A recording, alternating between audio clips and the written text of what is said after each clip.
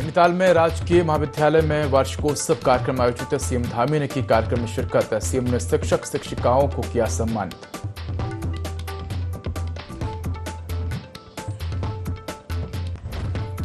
केदारनाथ उपचुनाव को लेकर सत्ता पक्ष और विपक्ष में सियासी रार। कांग्रेस ने भाजपा पर लगाया चुनाव के समय केदारनाथ की याद आने का आरोप। भाजपा बोली मुख्यमंत्री की सौगात कांग्रेस को नहीं पचती।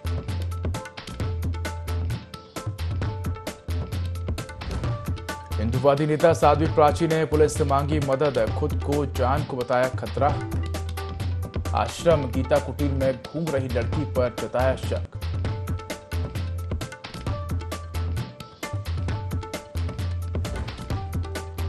नशा तस्कर के खिलाफ एसटीएफ का एक्शन। 95 लाख की 317 ग्राम अवैध स्मैक के साथ 3 नशे के सौदागर को किया गिरफ्तार। राज्य के स्कूलों और कॉलेजों में नशे की तस्करी करते थे सप्लाई।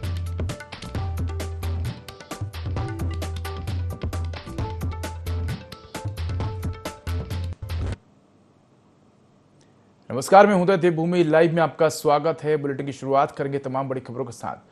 मुख्यमंत्री पुष्कर सिंह धामी हल्द्वानी दौरे पर रहे, जहां सीएम धामी ने अम्रपाली विश्वविद्यालय में आयोजित अभिनंदन समारोह कार्यक्रम में शिरकत की। इस मौके पर विश्वविद्यालय प्रबंधन ने सीएम धामी का जोरदार स्वागत किया। साथ ही छात्र छात्राओं ने रंगारंग कार्यक्रम की प्रस्तुति दी।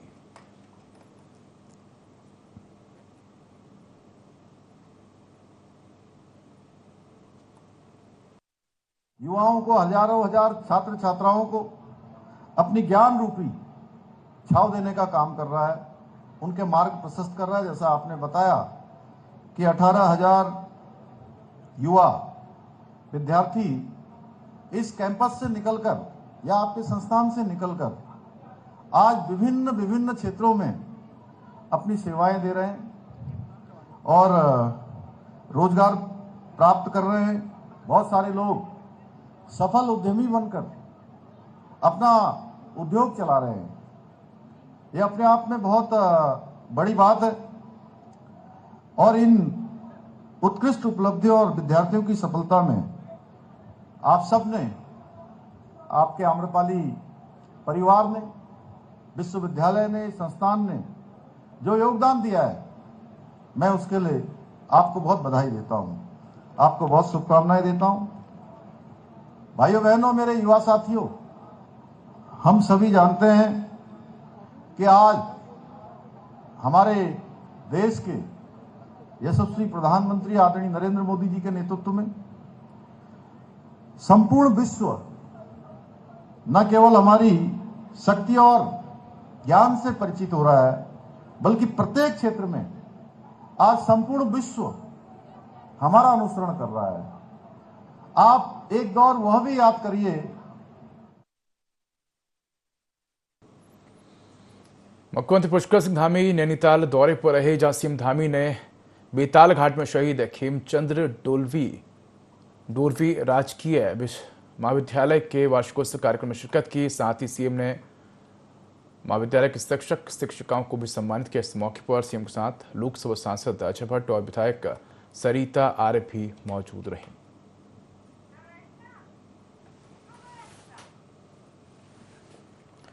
तो मुख्यमंत्री पुष्कर सिंह धामी नैनीताल दौरे पर रहे, जहां सीएम धामी ने बेताल घाट में शहीद खेमचंद्र डोरवी राजकीय महाविद्यालय के वार्षिकोत्सव कार्यक्रम में शिरकत की। साथ ही सीएम ने महाविद्यालय के शिक्षक शिक्षिकाओं को भी सम्मानित किया।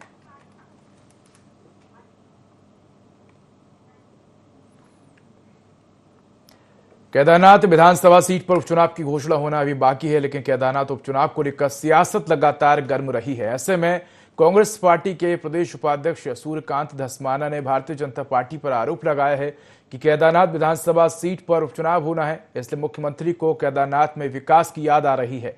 वहीं भारतीय जनता पार्टी ने भी कांग्रेस पर पलटवार किया है। भारतीय जनता पार्टी की प्रदेश प्रवक्ता हनी पाठक का कहना है कि मुख्यमंत्री ने जो सौगात केदारनाथ धाम को दी है वह कांग्रेस को कभी पच नहीं सकती, क्योंकि विकास कांग्रेस को पचा नहीं है। हनी पाठक ने कहा कि जहां तक सोने की बात है तो कांग्रेस को सबूत देने चाहिए और लाभ कौन लेना चाहता है यह कांग्रेस अध्यक्ष के बयान से समझा जा सकता है।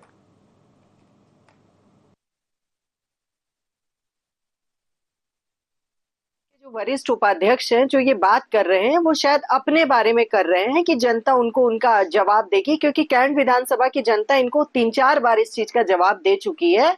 तो ये अपनी तरह से सबको समझने लग गए हैं, ये उस स्थिति में आकर खड़े हो गए हैं। और कांग्रेस के लिए धर्म की छांव न ज्ञान का फल है, ऐसे वृक्ष के तले बैठे हुए हैं। तो इनके वृक्ष ऐसे ही ऐसे हैं जो अपने बारे में ही नहीं बता पाते हैं कि वो एक विधानसभा भी कभी जीत पाएंगे कि नहीं जीत पाएंगे। बार बार उसमें दांव लगाते हैं और बार बार जनता उनको सबक सिखाती है। और निश्चित तौर पर मैं ये कहूंगी कि केदार घाटी के लोगों को अगर इतनी बड़ी सौगात हमारे मुख्यमंत्री श्री पुष्कर सिंह धामी जी दे रहे हैं, त्रियोगी नारायण के मार्ग को दुरुस्त करने का काम, विजयनगर झूला पुल से रामलीला मैदान के पीछे के काम, इस तरह के जितने भी काम हमारे मुख्यमंत्री श्री पुष्कर सिंह धामी जी ने वहां पर करने की धरा के बारे में बात करी है, निश्चित तौर पर कांग्रेसियों को नहीं पचेगी, क्योंकि उनको विकास कभी भी आज तक नहीं पचा है। और जिस प्रकार से 230 किलो सोने की ये बात कर रहे हैं, तो पहली चीज तो मैंने कहा ना कि ज्ञान का फल ही, ज्ञान के बारे में इनको पता ही नहीं है। भाजपा प्रदेश प्रभारी दुष्यंत गौतम ने मसूरी पहुंचकर सदस्यता अभियान के तहत भाजपा कार्यकर्ताओं के साथ बैठक की और अधिक से अधिक संख्या में सदस्य अभियान में आम लोगों को शामिल करने का आह्वान किया। उन्होंने भाजपा कार्यकर्ताओं के साथ बैठक में विभिन्न बिंदुओं पर चर्चा की और कार्यकर्ताओं में नया जोश भरने के साथ ही भाजपा की रीति नीति को जन जन तक पहुंचाने का आह्वान किया।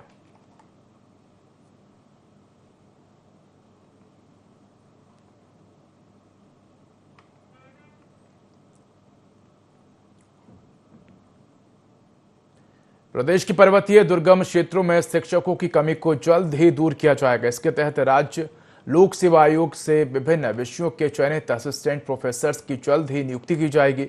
इसके संबंध में बताते उच्च शिक्षा राज्य मंत्री देवेंद्र भसी ने बताया कि अभी 400 से ज्यादा पदों को अभियांचन आयोग को भेजा गया है और हाल ही में करीब 200 असिस्टेंट प्रोफेसर की नियुक्ति भी की गई है। साथ ही उन्होंने कहा कि राज्य सरकार शिक्षकों की कमी को दूर करना चाहती है, जिसके चलते जो पद खाली हो रहे हैं या वर्तमान में खाली हैं, उन पर भी नियुक्ति जल्द की जाएगी।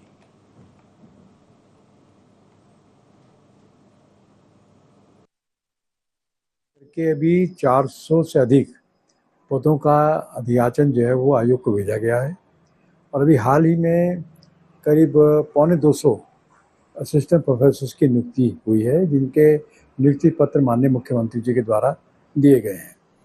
और आगे जो पद खाली हो रहे हैं या समय हैं, उन्हें भरने की प्रक्रिया भी चल रही है, क्योंकि राज्य सरकार का ये मानना है कि शिक्षकों की कमी नहीं होनी चाहिए और इसीलिए ये जो लोक सेवा आयोग को ये काम दिया गया है, तो उनसे भी अनुरोध किया जा रहा है कि वे इसको जल्दी से पूरा करें। कांग्रेस बुद्धिजीवी प्रकोष्ठ सदस्यता अभियान चलाने जा रहा है, जिसके तहत अगले वर्ष तक प्रदेश भर में 14,300 बुद्धिजीवियों को जोड़ा जा रहा है। वहीं कांग्रेस प्रवक्ता शिशपाल सिंह बिष्ट ने कहा कि कांग्रेस का हर प्रकोष्ठ सदस्यता अभियान चला रहा है, जिसके तहत बुद्धिजीवी प्रकोष्ठ भी यह अभियान चला रहा है और जनता के बीच जाकर सरकार की जन विरोधी नीतियों को उजागर कर रहा है। इस अभियान के तहत विश्वविद्यालय के शिक्षकों, वैज्ञानिकों, शोधार्थियों, सेवानिवृत्त कर्मचारियों को संगठन से जोड़ा जाएगा, जिससे कांग्रेस को बुद्धिजीवियों का एक नया वर्ग मिलेगा और भविष्य में नीति बनाने और जनता के बीच अपनी बात पहुंचाने में आसानी होगी।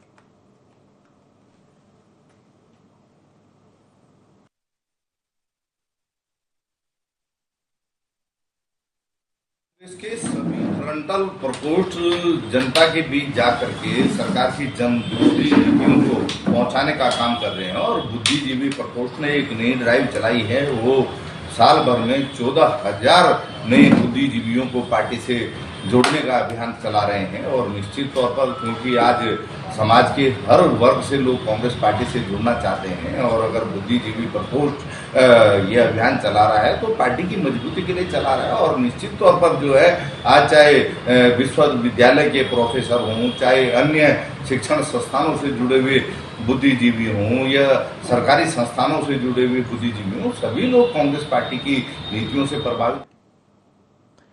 चौखंबा ट्रैक पर फंसे दोनों पर्वतारोही को सुरक्षित निकाला गया है। दोनों महिला पर्वतारोहियों ने बीते 80 घंटे और एक स्लीपिंग बैग का सहारा लिए अपने अनुभवों को साझा किया। जोशीमठ के एस्कमो एडवेंचर के एक विदेशी पर्वतारोही दल के सदस्यों ने अपना चौखंबा 3 आरोहण रोककर 3 दिन से लापता चल रहे इन महिला पर्वतारोहियों को खोजने में एसडीआरएफ और इंडियन एयरफोर्स के साथ अपना अहम योगदान दिया है।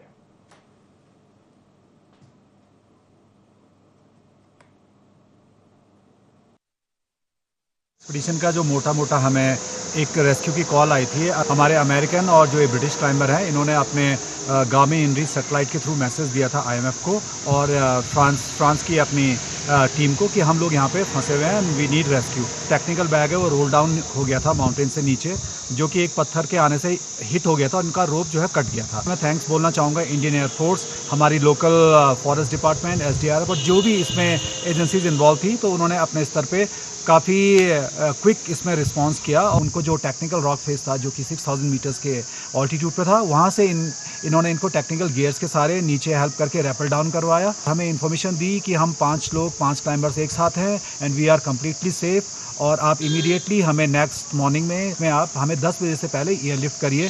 फिर हमने इसमें हायर अथॉरिटीज़ को कांटेक्ट किया और उन्हें बहुत जल्दी प्रॉम्प्टली इसमें एक्शन लिया। अपने जोशीमठ के ज्योतिर्मठ के हेलीपैड में ले आए। तो big salute for Indian air force and all competent authorities who are looking for this rescue mission.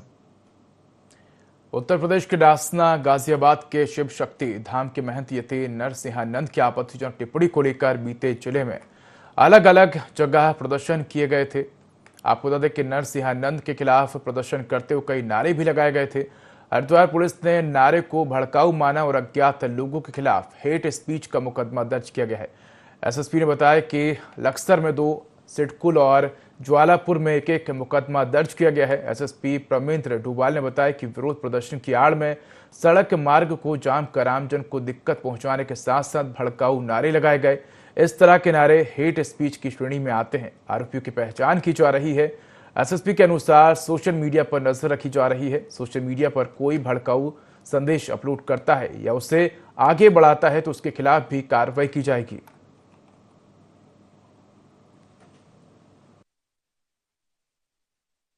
के द्वारा जो भाषण दिया गया था, जिसको तत्काल कई संगठनों द्वारा प्रतिक्रिया व्यक्त की गई थी। इसी मामले में हरिद्वार जनपद में रुड़की, कलियर, लखनऊ और हरिद्वार में अलग अलग जगह पर कुछ संगठन, मुस्लिम संगठनों द्वारा एकत्रित होकर ज्ञापन दिया जा रहा है और इसी प्रक्रिया में कुछ लोगों के द्वारा जो है एक हेट स्पीच का उपयोग किया गया था और एक विरोधी जो नारे हैं वो लगाए गए थे और उसको पुलिस सोशल मीडिया में काफी लोगों के द्वारा शेयर लगातार किया जा रहा था। तत्काल पुलिस ने इसमें कल कार्रवाई करते हुए 4 अन्य अलग अलग जगहों पर अभियोग पंजीकृत किए हैं। इसमें खासकर 191 और 196 में किए गए हैं। वन्य जीव सप्ताह 2024 के तहत ग्राम पंचायत डुमेट में मानव वन्य जीव सह अस्तित्व थीम पर आयोजित कार्यक्रम में वन अधिकारियों ने ग्राम पंचायत डुमेट के स्कूल में स्कूली छात्रों के साथ ग्रामीणों को वन्य जीवों की अहमियत बताई। कहा कि वन्य जीव की सुरक्षा में ग्रामीण का सहयोग जरूरी है। दरअसल गांव के सामाजिक कार्यकर्ता नारायण दत्त जोशी की अध्यक्षता में हुए कार्यक्रम में लांघा रेंज अंतर्गत आने वाले डुमेट गांव में पहुंचे वन दरोगा सिडकू रावत और उनकी टीम ने ग्रामीणों और स्कूली छात्रों को वन्य जीवों की अहमियत बताई और वन्य जीवों की सुरक्षा के लिए ग्रामीणों के संग मंथन किया।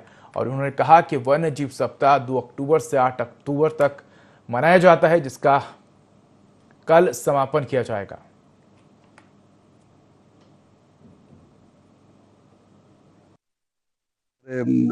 वन विभाग द्वारा जो है जो ये प्रोग्राम किया गया, पूरे ग्रामीण क्षेत्र में एक जागरूकता रैली निकाली गई और ये हमारे स्कूल के बच्चों ने भी सभी को जागृत किया। तो इस विषय में हमारे जंगलात वालों ने सभी को ये मैसेज दिया कि हमें जैसे ये वन में जो हमारे जानवर हैं, ये वैसे किसी को भी कोई नुकसान नहीं करते और इनको अगर छेड़ा ना जाए, कोई इनको वो न किया जाए तो ये किसी को भी कोई नुकसान नहीं करते। प्राथमिक विद्यालय डुमेट में वन एवं वन्य जीवों की सुरक्षा के लिए एक विचार गोष्ठी और जन जागरण रैली बच्चों के द्वारा की गई, जो गांव में भ्रमण करके ग्रामवासियों को जागरूक किया गया कि वनों के प्रति और वन्य प्राणियों के प्रति आप जो है जागरूक हुए और हमें हमारे वन्य प्राणियों की एवं वन्य प्राणियों वनों की सुरक्षा में योगदान करें, सहयोग करें। विश्व हिंदू परिषद नेत्री साध्वी प्राची ने अपनी जान का खतरा बताते हुए पुलिस से शिकायत की है।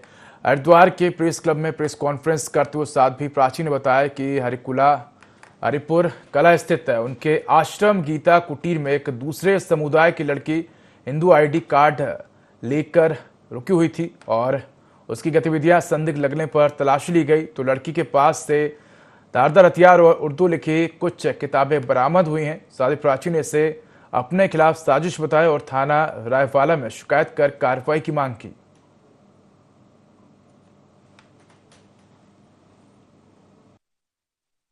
निश्चित रूप से मेरी जान को खतरा आज से नहीं, बहुत दिनों से खतरा है। मैंने मांग की है कि अच्छे से जांच हो उसकी।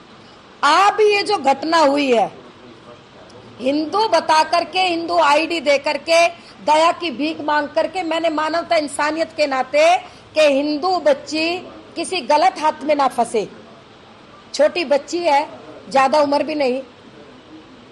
अब मुझे शक हुआ उसकी गतिविधि पर 10-15, क्योंकि मैं बाहर रहती हूँ अक्सर, मैं कमाती हूँ। 10-15 दिन पहले मुझे शक हुआ, मैंने पुलिस को इन्फॉर्मेशन दी और पुलिस को इन्फॉर्मेशन देने के बाद उसको निकालने की भी वो कहा कि हमारा ये उद्देश्य नहीं था कि पे इसकी इंक्वायरी की जाए, कुछ भी नहीं था, क्योंकि मैं तो मानवता इंसानियत के नाते उसकी सेवा की, उसको रखा आश्रम पे।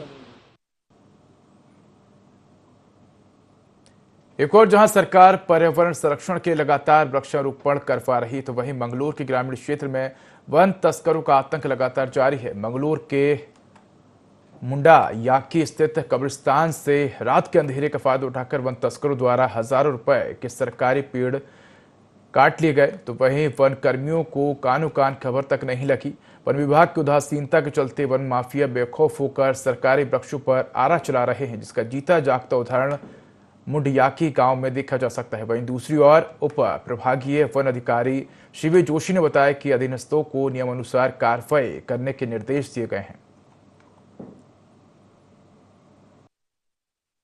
हमारे संज्ञान में आया है वो ये है कि मुंडिया के गांव में कब्रिस्तान में आपके जमोया के पेड़ काटे गए हैं, तो उसमें नियमानुसार कार्रवाई करने के लिए जो मेरे अधीनस्थ स्टाफ है उनको मैंने अपने द्वारा वो दे दिए हैं, डायरेक्शंस दे दिए गए हैं। देखिए उनके द्वारा भी कार्रवाई की जाती है, पर एसओजी की टीम द्वारा जो कार्रवाई की जा रही है उसमें उनको हम सुपुर्दगी में दे दे रहे हैं, जो भी ट्रैक्टर ट्रॉली है, और फिर हम नियमानुसार कार्रवाई कर रहे हैं। इसमें हम मिल करके ही इन सब जो अवैध खनन, अवैध पातन की जो गतिविधियां हो रही हैं उन पे हम नियंत्रण पा सकते हैं। तो यदि आप लोगों को किसी भी प्रकार की कोई अवैध गतिविधि की सूचना मिलती है तो अपने जो नियरेस्ट जो भी आपका रेंज स्तर का ऑफिस है या भी जो फॉरेस्ट का ऑफिस है वहाँ पे आकर के आप सूचित करें, वहाँ के जो भी अधिकारी हैं उनको सूचित करें और नियमानुसार कार्रवाई की जाएगी। पुलिस ने ऑनलाइन धोखाधड़ी की घटना में शामिल 2 अभियुक्तों को आईएसबीटी हरिद्वार बाईपास रूट से गिरफ्तार किया है। पूछताछ पर अभियुक्त अमन और ईशान त्यागी ने बताया कि वो लोगों को फोन पर लॉटरी और अन्य लुभावने उपहार जीतने का लालच देकर एसएमएस के माध्यम से लिंक भेजकर लोगों को फंसाते थे और उसके बाद उनके अकाउंट से पैसे निकालकर जबलपुर निवासी अन्य साथी रोशन के अकाउंट में ट्रांसफर कर देते थे और बाद में पैसे बांट लिया करते थे।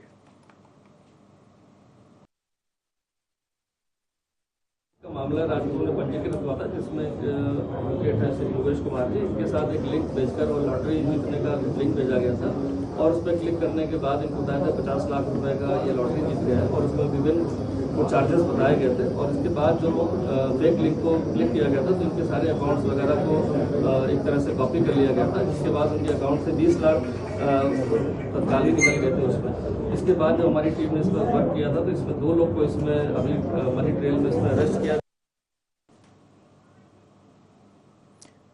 उत्तराखंड सरकार द्वारा बुजुर्गों के लिए चलाई जा रही दीनदयाल मातृ पितृ तीर्थाटन यात्रा को क्षेत्रीय विधायक डॉक्टर प्रमोद नेनवाल ने कुमाऊं मंडल विकास निगम से हरी झंडी दिखाकर रवाना किया। बता दें कि धामी सरकार ने 60 साल से अधिक आयु के बुजुर्गों के लिए तीर्थ यात्रा को लेकर एक योजना शुरू की है, जिसका नाम दीनदयाल मातृ पितृ तीर्थाटन यात्रा रखा गया है। रानीखेत विधानसभा से भिकिया, सेड़ और रानीखेत तहसील से लगभग 30 लोग यात्रा में शामिल हुए। 6 दिवसीय इस यात्रा में तीर्थयात्री हरिद्वार, ऋषिकेश, उत्तरकाशी, गंगोत्री से दर्शन कर वापस रानीखेत आएंगे। यात्रा से पूर्व रानीखेत विधायक डॉक्टर प्रमोद नेनवाल ने सभी तीर्थयात्रियों को तिलक चंदन लगाकर यात्रा की शुभकामनाएं दी और सभी तीर्थयात्रियों ने कहा कि सरकार द्वारा हमें मातृपितृ योजना से तीर्थ यात्रा करने का अवसर प्राप्त हुआ है। इस यात्रा के लिए उन्होंने मुख्यमंत्री पुष्कर सिंह धामी और पर्यटन मंत्री सतपाल महाराज का आभार जताया। रानीखेत क्षेत्र के करीब 30 हमारे जो तीर्थ यात्री हैं, आज सरकार द्वारा जो प्रायोजित यात्रा है उसका लाभ लेकर के तीर्थाटन पर निकले हैं।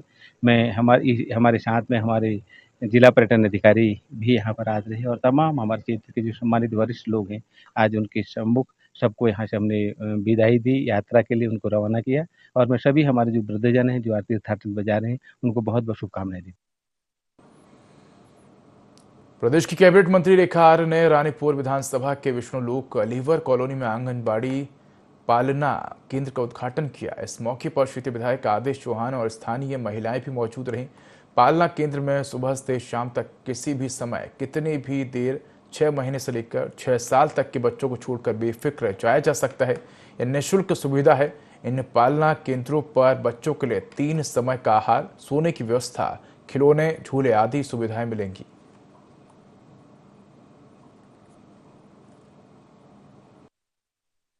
नवरात्रि के शुभ दिनों में आज हरिद्वार से इसकी शुरुआत पालना केंद्र के रूप में आज शुभारंभ किया जा रहा है।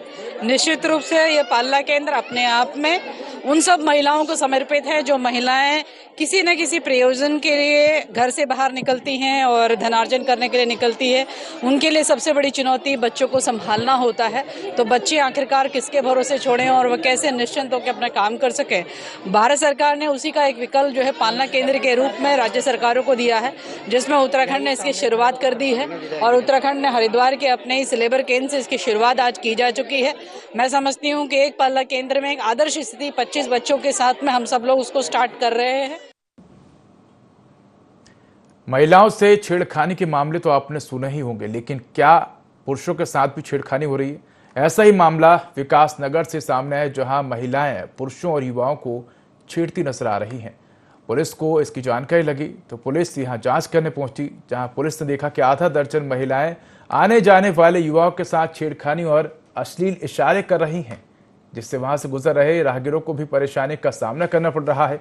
पुलिस ने जैसे ही इन महिलाओं के खिलाफ अभियान चलाया तो 5 महिलाएं पुलिस की गिरफ्त में आ गईं, जबकि कुछ भागने में कामयाब हो गई। पुलिस ने इन महिलाओं के खिलाफ संबंधित धाराओं में मुकदमा दर्ज कर जांच शुरू कर दी है।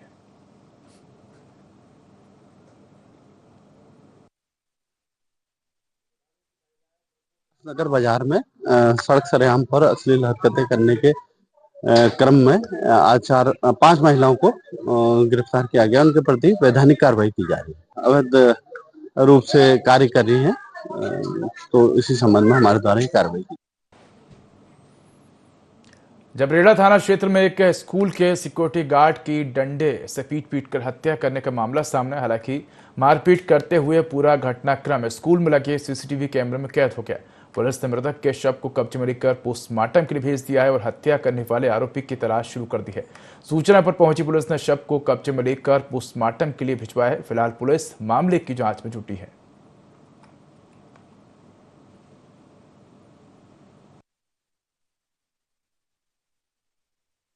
झबरेड़ा क्षेत्रांतर्गत हेरिटेज ग्लोबल स्कूल के चौकीदार इकबाल पुत्र यूसुफ निवासी हरजौली थाना झबरेड़ा उम्र लगभग 70 वर्ष की कल शाम एक युवक के द्वारा डंडे से पीटकर घायल कर दिया गया था, जिसको उपचार के लिए अस्पताल भेजा गया था। वहां दौरान उपचार उनकी मृत्यु हो गई। इस संबंध में उनके परिजनों की ओर से तहरीर दी गई, जिसमें सुसंगत धाराओं में अभियोग पंजीकृत कर सीसीटीवी फुटेज और अन्य सभी संभावित पहलुओं से जांच की जा रही है और जो भी इसमें घटना में शामिल है उसके विरुद्ध अग्रिम विधिक कार्रवाई अमल में लाई जाए। तो फिलहाल इस बुलेटिन में इतना ही। खबरों का अधिक अपडेट के देखते रहिए INE 24। नमस्कार।